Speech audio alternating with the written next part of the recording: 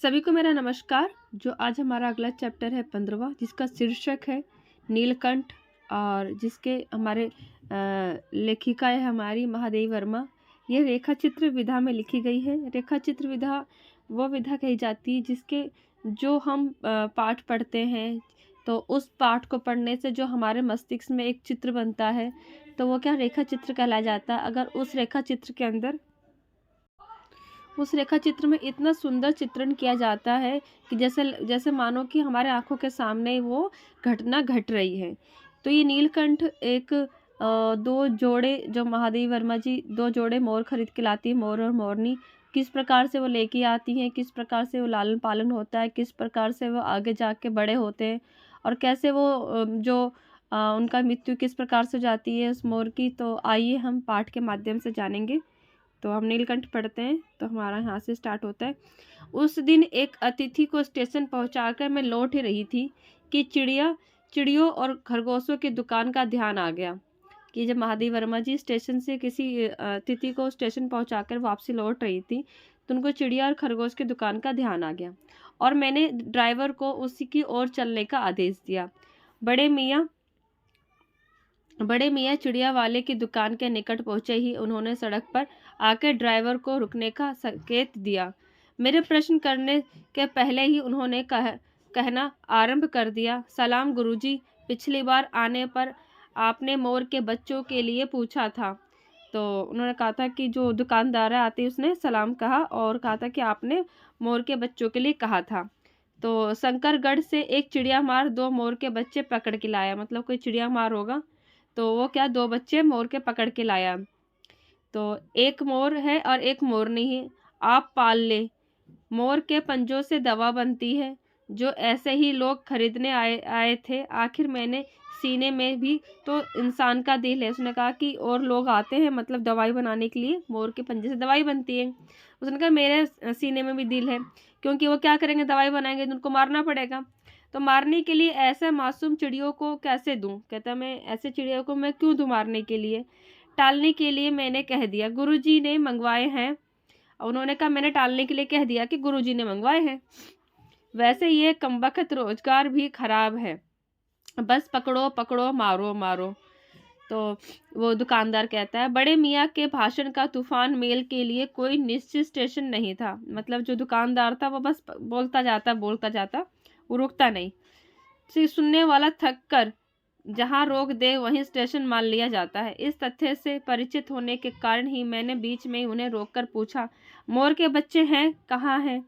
बड़े मियाँ के हाथ के संकेत का अनुसरण करते ही मेरी दृष्टि का एक तार के छोटे से पिंजरे तक पहुंची, जिसमें तीतर के समान 2 बच्चे बैठे हुए थे। पिंजरा इतना संकीर्ण मतलब इतना छोटा था कि वह पक्षी शाश्वत जाली के गोल फ्रेम में ही किसी जड़े चित्र से लग रहे थे। मतलब जो जिस जाले में थे वो कितना छोटा था, लग रहा था कोई मैं फोटो फ्रेम देख रही हूँ। मेरे निरीक्षण के बाद साथ साथ बड़े मियाँ का भाषण मेल चली जा रही थी। मतलब वो जैसे जैसे वो देखना स्टार्ट कर रखा था उन्होंने, उनका मगर भाषण वो चल ही रहा था दुकानदार का। ईमान कसम गुरुजी, चिड़ी मार ने मुझे से एक मोर के जोड़े के नगद 30 रुपए लिए हैं। 12 कहा जरी 12 कही जई, जरा सोच तो। अभी उन्होंने कहा, अभी इनमें मोर की कोई खासियत भी है कि तू इतनी बड़ी कीमत ही मांगने चला। पर मुंजी क्यों सुनने लगा? आपका ख्याल आपके अछता और पछता कर देना ही पड़ा। अब आप जो मुनासिब समझे। दुकानदार बोला, आप जो मतलब कि अस्ताने पछताने से क्या होगा, आप जो मुनासिब समझे। अस्तु 30 चिड़िया मार के नाम के और 5 बड़े मियाँ के ईमान। उन्होंने कहा कि जो 30 चिड़िया मार के नाम के और 5 बड़े मियाँ ईमान के देकर जब मैंने वह छोटा पिंजरा कार में रखा तब मानो वह जाली के चौखटे का चित्र विचित्र हो गए। दोनों पक्षी स्वाकों के छटपटाने से लगता मानो पिंजड़ा ही सजीव व उड़ने योग्य हो जाएगा। जैसे लगा कि दोनों पक्षी वो पिंजड़ा को ही उड़ा ले जाएंगे। घर पहुंचने पर सब कहने लगे तीतर है, मोर कहकर ठग लिया। सब जितने लोग थे सब कहने लगे मोर थोड़ी तीतर है, उसको आपको ठग लिया है। कजा तो सभी लोग कहने लगे आपको मोर कह के तीतर दे दिया, ठग लिया आपको। उसने कहा कदाचित अनेक बार ठगे जाने के कारण ही ठगे जाने की बात में चिढ़ जाने की दुर्बलता बन गई थी। मतलब सभी लोग बार बार उसको ये बात कहते थे कि ठग गए ठग गए, तो इस कारण से क्या वो सुनते ही चीज उस शब्द को सुनते ही वो गुस्से में आ जाते थे। अप्रश्न मतलब अप्रश्न होकर मैंने कहा मोर क्या सुरखाब दोनों पक्षी के प्रति मेरे व्यवहार और यत्न में कुछ विशेषता आ गई क्या? उसने कहा कि जो मोर है तो थोड़ी कि मोर है, मोर से मुझे कुछ अलग से ही कुछ लाभ मिलेगा। तो ये कहते हुए कि दोनों ही पक्षी है, अब मेरा जो व्यवहार होगा दोनों के लिए कुछ ठीक है, कुछ अलग नहीं होगा। यत्न में कुछ विशेषता आ गई है। पहले अपने पढ़ने लिखने के कमरे में उनका पिंजड़ा रख कर उसका दरवाजा खोला। फिर दो कटोरे से सत्तू की गोली, छोटी छोटी गोलियां और पानी रख दिया। मतलब कि जहाँ पढ़ने लिखने का कमरा था उसमें क्या उस पिंजड़े को रखवा दिया। फिर दरवाजा खोल दिया पिंजड़े का और 2 कटोरी लाए सत्तू की और पानी की। वो दोनों चूहेदानी जैसे पिंजड़े से निकल कर कमरे में मानो खो गए। कभी मेज के नीचे घुस गए, कभी अलमारी के पीछे। अंत में इस लुका छिपी से थक कर उन्होंने मेरी रद्दी और कागजों की टोकरी में अपने नए बसेरे को गौरव प्रदान किया। मतलब इधर उधर जब पिंजड़े से निकले, छोटे से पिंजड़े से बाहर निकले, तो कभी इधर घूमते रहते। तो लास्ट में क्या हो कि जो उनकी रद्दी थी, कागजों की रद्दी थी, टोकरी, तो उसमें जाके वो बैठ गए।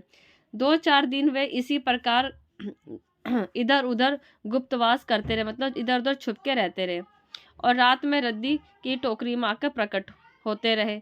फिर आश्वस्त हो जाने पर कभी मेरी मेज पर, कभी मेरी कुर्सी पर और कभी मेरे सिर पर अचानक अभिभूत हो लगे। खिड़कियों में तो जाली लगी थी पर दरवाजे मुझे निरंतर बंद रखना पड़ता था। खुला रहने पे चित्रा मतलब बिल्ली थी, चित्रा मेरी बिल्ली इन नवागतों को पता लगा सकती थी। मतलब अगर बिल्ली का पता लग जाएगा तो मार देगी। अब बिल्ली का नाम था चित्रा। तब उसके शोध का क्या परिमाण होगा ये अनुमान करना कठिन नहीं। वैसे ये चूहों का भी आक्रमण नहीं करती, ये चूहों पर भी आक्रमण नहीं करती, परंतु यहाँ तो यथार्थ अपरिचित पक्षियों के अनाधिकार चेष्टा का प्रश्न था। मतलब कि अभी नए नए पक्षी आए थे, पक्षियों के अनधिकार चेष्टा का प्रश्न है। इसके लिए दरवाजे बंद रहे और ये दोनों उसकी दृष्टि में एरे गहरे मेरी मेज को अपना सिंहासन बना ले। ये स्थिति चित्रा जैसी अभिमानी और मर्जारी कि ये असहाय ही कही जाएगी। अब जो चित्रा कौन थी? चित्रा बिल्ली थी। अब मालूम नए नए जो कोई घर में आता है तो क्या होता है, बाकी लोग जेलस फील करने लगते हैं। तो इस प्रकार से ये पैराग्राफ था। जब मेरे कमरे का कायाकल्प चिड़िया खाने के रूप में होने लगा, तब मैंने बड़ी कठिनाई से दोनों पक्षियों को पकड़कर जाली के बड़े कमरे में पहुंचाया, जो मेरे जीव जंतुओं का सामान्य निवास था। जब यहाँ पे बोला गया कि जब कमरा बिल्कुल चिड़ियाघर जैसे लगने लगा, तो उन्होंने क्या मतलब कि अपने दोनों जो पक्षी, मतलब जो मोर थे, मोरनी, उनको बड़े पिंजड़े में रखवा दिया गया।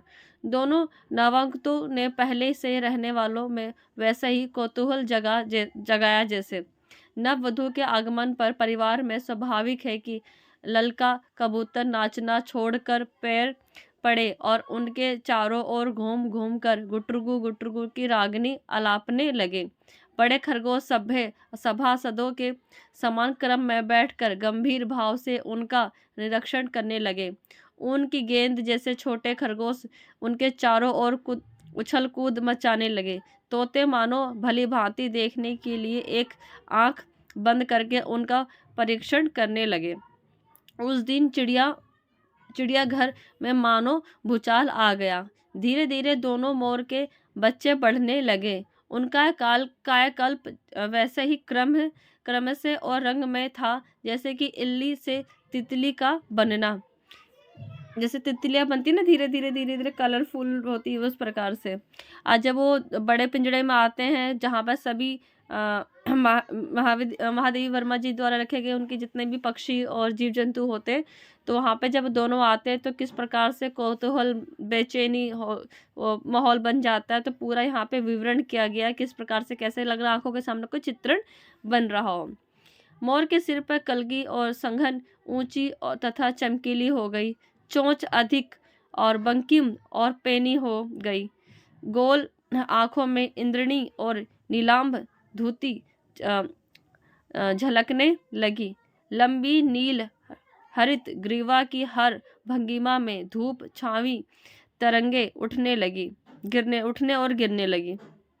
मतलब कि ऐसा रंग था मोर का कि जैसे कि धूप और छांव में अलग अलग कलर दिखाई देता, उस प्रकार से। दक्षिण वाम में दोनों पंखों में सलेटी और सफेद आलेखन स्पष्ट होने लगे, पूंछ लंबी हुई और उसके पंखों का चंद्रिकाओं के इंद्रधनुष रंग उद्दीप्त हो उठे, रंग रहित पैरों को गर्वीली गति ने एक नई गरिमा में रंजित किया। उसका गर्दन ऊंची कर देखना, विशेष भंगिमा के साथ उसे नीची कर दानों चुंगना, पानी पीना, टेढ़ी कर शब्द सुनना आदि क्रियाओं में जो सुकुमारता का सौंदर्य था, उसका अनुभव देखकर भी किया जा सकता है। गति का चित्र नहीं आंका जा सकता, मतलब इतनी स्पीड में था और इतना वो खाना पीना इतने सुंदर गतिविधियों द्वारा करता था कि देखते ही बनता था। उसका कितना सुंदर चित्रण किया गया, किस प्रकार से उसकी पूंछ थी, कैसे उसकी गर्दन थी, कैसे आंख थी, किस प्रकार से पैर थे, उसकी मोर के पंख कैसे थे, चोंच कैसी थी, बहुत सुंदर विवरण किया गया है। इसके बाद मोरनी का विकास होता है। मोरनी कैसे होती है? मोरनी का विकास के समान चमत्कारी तो नहीं था। मोरनी के ज़्यादा बड़े पंख नहीं होते मोर के समान, तो इसलिए कहा गया है कि मोरनी का विकास मोर के समान चमत्कारी तो नहीं हुआ, परंतु अपनी लंबी धूप चाही गर्दन और हवा में चंचल कलगी और पंखों के श्याम श्वेत और पत्र लेखा मंथर गति आदि से वे भी मोर से उपयुक्त सहचरणी होने का प्रमाण देने लगी। मतलब उसके समान तो इतने सुंदर नहीं थी, मगर जो धूप छांव वाली उसकी गर्दन थी, हवा में चंचल उसकी कलगी थी वो लहराती थी, और पंख कैसे थे? श्याम श्वेत जैसे पत्र लेख जैसे थी, और चलती कैसी थी? मंदर गति में चलती थी। तो वो किसका सहचारी, मतलब मोर के साथ ही चलती रहती थी हमेशा, जब जहाँ मोर जाता था वहाँ मोर साथ में होती थी। आइए आगे देखते हैं। नीलांब ग्रीवा के कारण मोर का नाम रखा गया नीलकंठ, और उसकी छाया के समान रहने के कारण मोरनी का नाम स्मरण हुआ, क्योंकि अब मोर के साथ हमेशा मोरनी साथ साथ में चलती रहती थी, जिसके कारण उसका नाम रखा गया राधा। मुझे स्वयं ज्ञात नहीं है कि कब नीलकंठ ने अपने आप को चिड़ियाघर के निवासी और जीव जंतुओं में सेनापति और संरक्षक नियुक्त कर लिया। सवेरे ही वो सब खरगोश, कबूतर आदि की सेना एकत्र कर उस और ले जाता, और जहाँ दाना दिया जाता वहाँ घूम घूम कर मानो सबकी रखवाली करता।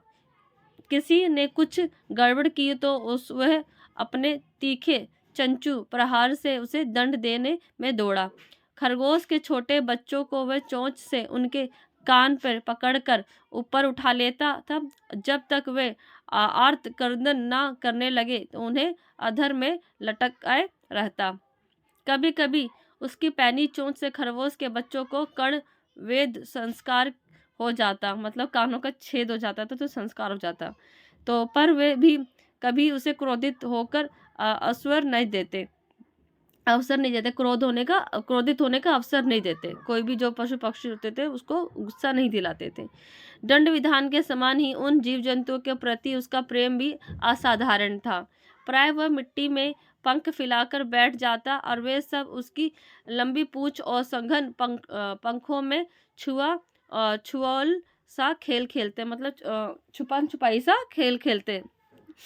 और ऐसा ही किसी स्थिति में एक सांप जाली के भीतर पहुंच गया, और जब जीव जंतु भाग कर इधर उधर छिप गए, केवल एक शिशु खरगोश सांप की पकड़ में आ गया। जब जाली के अंदर जब सांप आ गए तो सारे जीव जंतु इधर उधर भागने लगे, मगर उस बीच में एक खरगोश का बच्चा था, वो सांप ने पकड़ लिया। आगे देखते हैं। निगलने का प्रयास में सांप ने उसका आधा पिछला शरीर तो मुंह में दबा रखा था और शेष आधा जो बाहर था। उसकी चींची का स्वर इतना तीव्र निकल सकता था कि किसी को स्पष्ट सुनाई दे सके। नीलकंठ दूर ऊपर झूले में सो रहा था।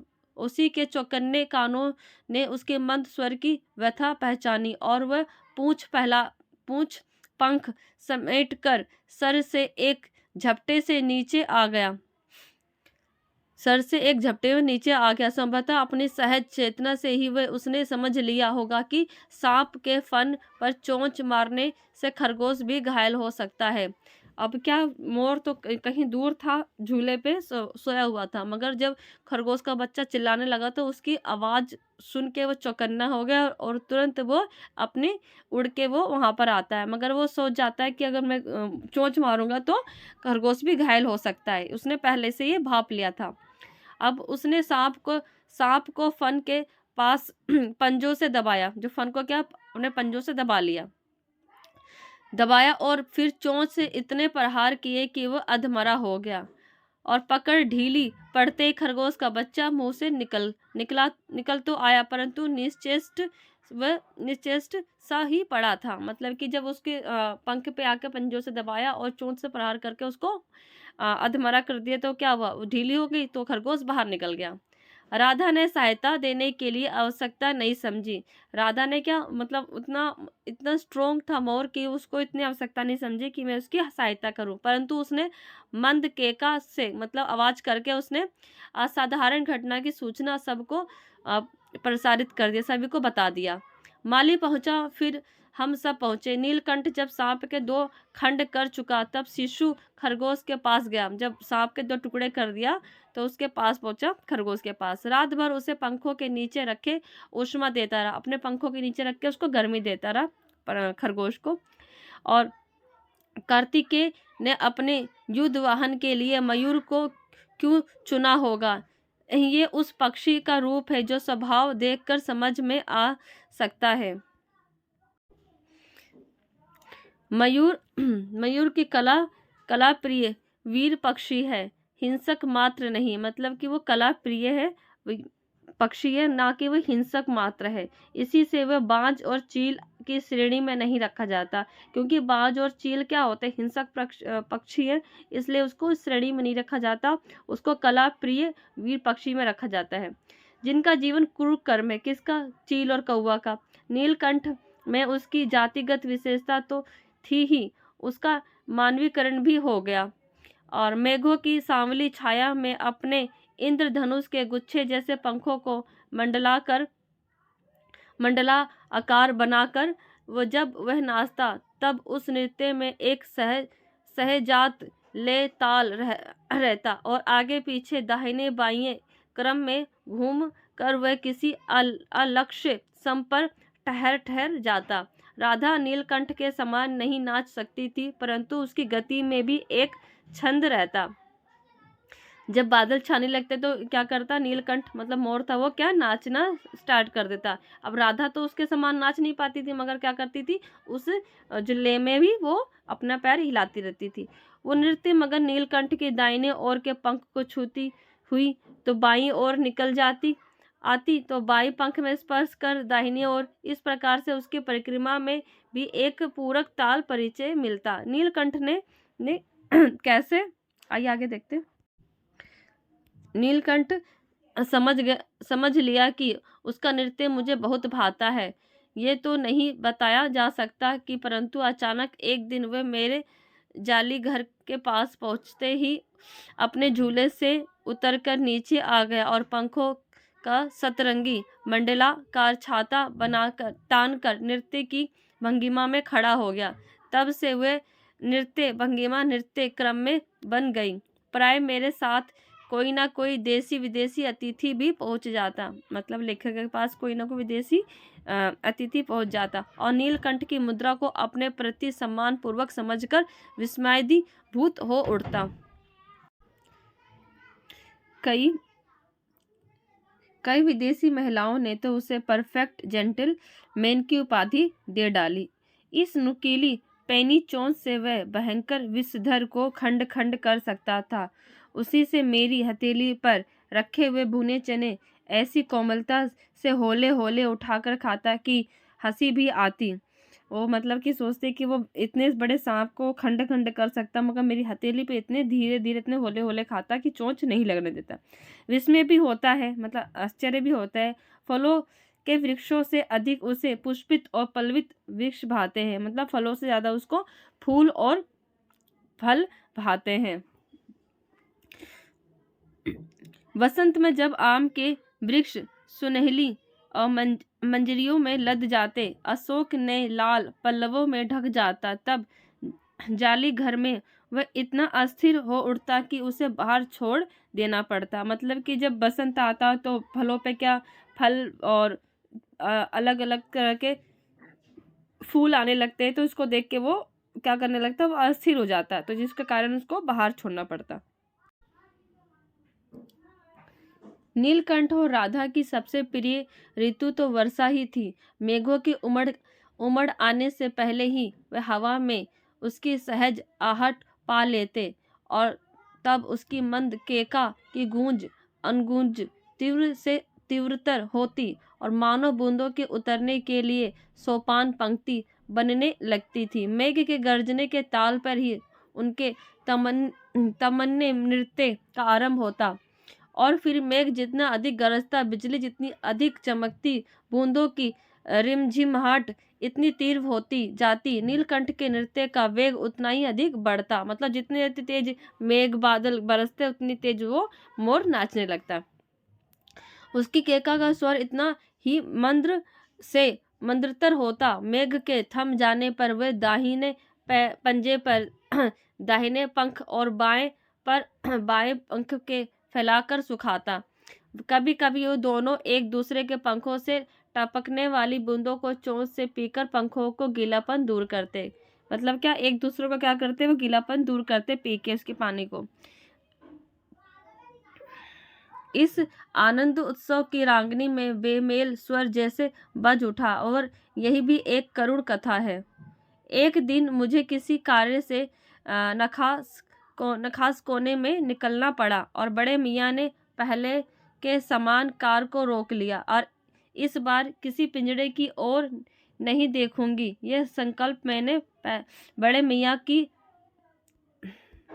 मतलब पहले से उन्होंने सोचा था मैं किसी पिंजड़े की ओर नहीं देखूंगी, मगर क्या होता है, इस बार की पिंजड़े की ओर नहीं देखूंगी, यह संकल्प मैंने बड़े मियाँ के विरल दाढ़ी और सफेद डोरे के कान में बंदी ऐनक को ही अपने ध्यान का केंद्र बना लिया। उन्होंने कहा कि मैं खाली उनकी दाढ़ी और ऐनक को ही देखूंगी, कोई पिंजड़े को नहीं देखूंगी तो मन करेगा लेने का। पर बड़े मियाँ के पैरों के पास जो मोरनी पड़ी थी, उसे अनदेखा करना कठिन था। मतलब उनके पैरों के पास एक मोरनी पड़ी थी, उसको देखना अनदेखा करना कठिन था। मोरनी राधा के समान ही थी। मोरनी जो थी वो जख्मी थी और राधा के समान ही थी। उसके मूंज से बंधे दोनों पंजों में उंगलियां टूटकर एक इस प्रकार एकत्रित हो गई थी कि वह खड़ी ही नहीं हो सकती थी। मतलब वो घायल थी, उसकी उंगलियां सारी टूटी हुई थी। बड़े मियाँ का भाषण मेल फिर से दौड़ने लगा। देखिए गुरुजी, कमबख्त चिड़िया मारने बेचारी का क्या हाल किया है। ऐसे कभी चिड़िया पकड़ी जाती है? आप ना आई होती तो मैं उसी के सिर पर ये पटक देता।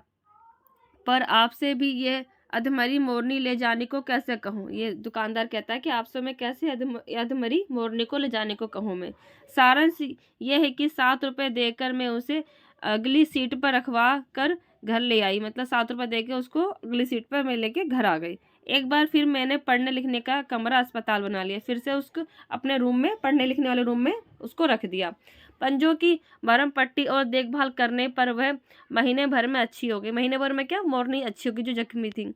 उंगलियों की वैसी ही टेढ़ी मेढ़ी रही, परंतु ठूठ जैसे पंजों कर डगमगाती हुई चलने लगी, मगर वो धीरे धीरे चलने लगी। तब उसे जाली घर में पहुंचाया गया और नाम रखा गया उसका कुंजा। नाम के अनुरूप वह स्वभाव से भी गुंजा ही प्रमाणित हुई। जब सॉरी, अब तक नीलकंठ और राधा साथ रहते थे। अब गुंजा उन्हें साथ रहने ही मारने दौड़ती। अगर साथ देखते नीलकंठ को, राधा को, तो क्या मारने दौड़ती कुंजा। चोंच से मार मार के उसने राधा की कलगी नोच डाली, मतलब मार मार के राधा की कलनी नोच डाली, और पंख नोच डाले, पंख भी नोच डाले राधा के। कठिनाई ये थी कि नीलकंठ नीलकंठ से उससे दूर भागता था। नीलकंठ क्या उससे दूर भागता था, और वह उसके साथ रहना चाहती थी, और जो कुंजा थी उसके साथ रहना चाहती थी। ना किसी जीव जंतु से उसकी मित्रता थी, मतलब कुंजा थी, ना किसी जीव जंतु के साथ उसकी फ्रेंडशिप थी, ना किसी नीलकंठ समीप आने देता, ना नीलकंठ उसको अपने समीप आने देना चाहती थी। मतलब कि मगर वो ना ही किसी नीलकंठ को, मतलब ना ही नीलकंठ को वो किसी के नीलकंठ के किसी को भी उसका समीप नहीं जाने देना चाहती थी। और उसी बीच में राधा ने 2 अंडे दिए। राधा ने क्या 2 अंडे दिए, जिनको वह पंखों में छिपकाए बैठी रहती थी। पता चलते ही कुंजा ने चोंच मार मार के राधा को ढकेल दिया, और फिर अंडे फोड़कर ठूस ठूस ठूस जैसे पैरों से ही वो सब को छितरा दिया। पैर से मतलब मार मार के उसको छितरा डाला, अंडे को सारे खराब कर डाले अंडे। इस कलह और कोलाहल से और सबसे भी उससे भी अधिक राधा की दूरी से बेचारे नीलकंठ को प्रसन्नता का अंत हो गया। जो नीलकंठ खुशी रहते थे राधा के साथ, वो क्या वो दुखी रहने लगा। कई बार वो जाली के घर से निकल भागा, कई बार वो जाली के घर से निकल भागा, और एक बार कई दिन भूखा प्यासा आम की शाखाओं में छिपा बैठा। वो जाके आम की शाखाओं में जाके छुप के बैठ जाता, जहाँ से वह बहुत पुचकार पुचकार कर मैंने उतारा, और उसको बहुत प्यार से, मतलब प्यार कर करके उतारने की कोशिश की, मगर एक बार मेरी खिड़की के शेड पर छिपा था, जाके खिड़की पर जाके छिप जाता। मगर वो क्या करता, कुंजा से छुपता था, और मैंने दाना देने जाने पर वह सदा की भांति पंखों में ठीक है मंडलाकार बनाकर खड़ा हो जाता। पर उसकी चाल में थकावट और आंखों में एक शून्यता रहती, मगर वो जिस प्रकार से उसके अंदर चंचलता थी, वो चंचलतापन खत्म हो गई। मानव को अनुभवहीनता के कारण ही मैं आशा करती रही कि थोड़े दिन बाद सब में मेल हो जाएगा। मतलब उसको इतना पता नहीं था कि इसलिए वो उसको लगा कि थोड़े दिनों बाद मेल हो जाएगा, थोड़े दिनों बाद मेल हो जाएगा, सब ठीक हो जाएगा। अंत में 3-4 मास के उपरांत एक दिन सवेरे, मतलब 3 से 4 महीने बाद एक दिन सवेरे जाकर देखा कि नीलकंठ पूंछ पंख फैलाए धरती पर उसी प्रकार बैठा हुआ जैसे कि खरगोश के बच्चों को पंख में छिपाकर बैठता है। और मेरे पुकारने पर भी उसके ना उठने पर मुझे संदेह हुआ। जब उसने बुलाया तब उसने भी जवाब नहीं दिया, तो संदेह हुआ। वास्तव में नीलकंठ मर गया था, क्यों का उत्तर तो अब तक नहीं मिल सका। ना उसे कोई बीमारी थी, ना उसके रंग बिरंगे फूलों के स्तब्ध जैसे शरीर पर कोई किसी चोट का चिन्ह ना मिला। और मैं अपने साल में लपेट कर उसे संगम ले गई, और जब गंगा के बीच धारा में उसे प्रभावित किया गया, तब उसकी आंखों में चंद्रिकाओं से प्रतिबिंबित होकर गंगा का चौड़ा सा पाट एक विशाल मयूर के समान तरंगित हो उठा। नीलकंठ के ना रहने पर राधा तो निश्चित सी कई दिन कोने में बैठी रही। मतलब राधा भी क्या, उसके अब नीलकंठ था नहीं, तो उसके जैसे वियोग में वो एक जगह ही बैठी रही। और कई बार भाग कर लौट आया, मतलब कई बार वो सोचती भाग के वो लौट आएगा। अतः वो प्रतीक्षा के भाव में द्वार